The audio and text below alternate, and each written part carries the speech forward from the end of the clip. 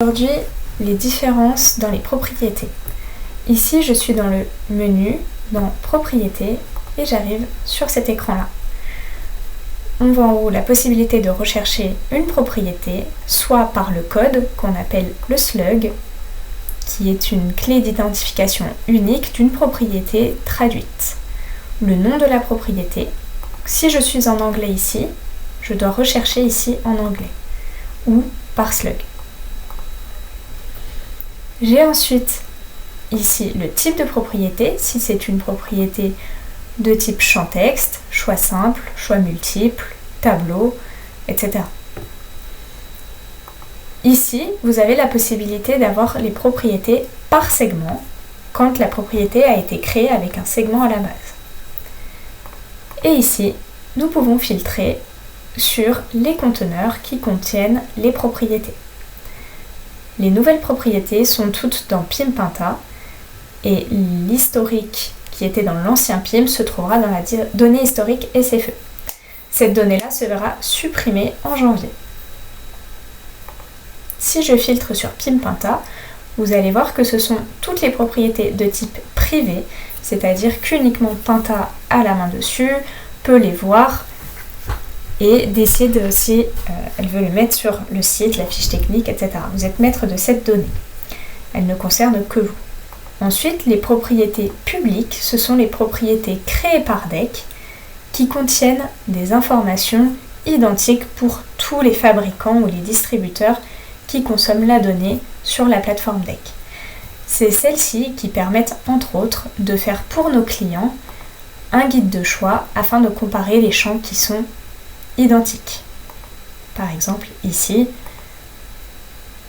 ces propriétés-là, ce sont des propriétés publiques qui permettent de sélectionner des champs identiques pour tout le monde. Les propriétés privées, quant à elles, ne se retrouvent pas dans ce guide de choix. Concernant les informations sur les propriétés, vous savez donc, est-ce que c'est une propriété publique ou privée? De quel type s'agit-il? D'un choix multiple, d'un choix simple, d'un champ texte, d'un tableau, etc.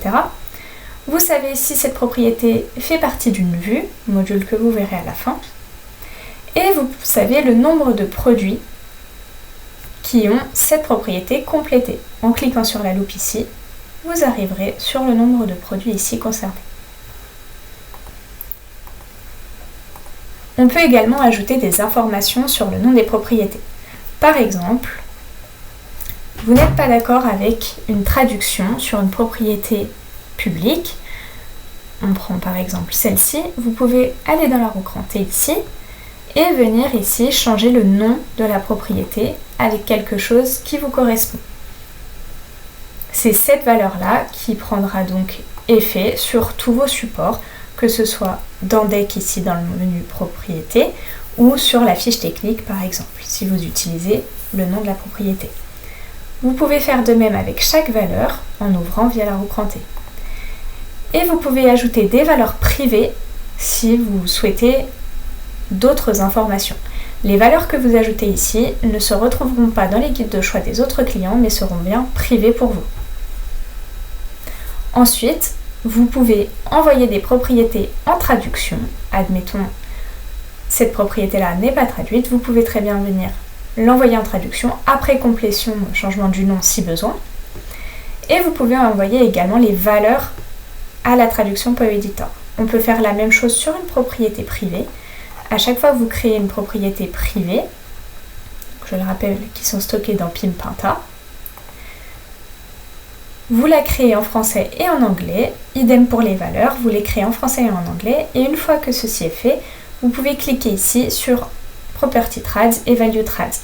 Attention, une fois que ceci est coché, chaque modification qui devra être faite pour changer un texte, pour corriger une erreur, un espace, une faute de frappe, se fera directement dans le lien ici PO Editor. On arrête la synchronisation et tout est envoyé en instant T, tous les attributs sont envoyés à l'instant T dans la plateforme PO Editor qui, elle, prend le relais et synchronise toutes les heures la donnée vers la plateforme DEC. Il ne faut donc jamais décocher ces coches-là.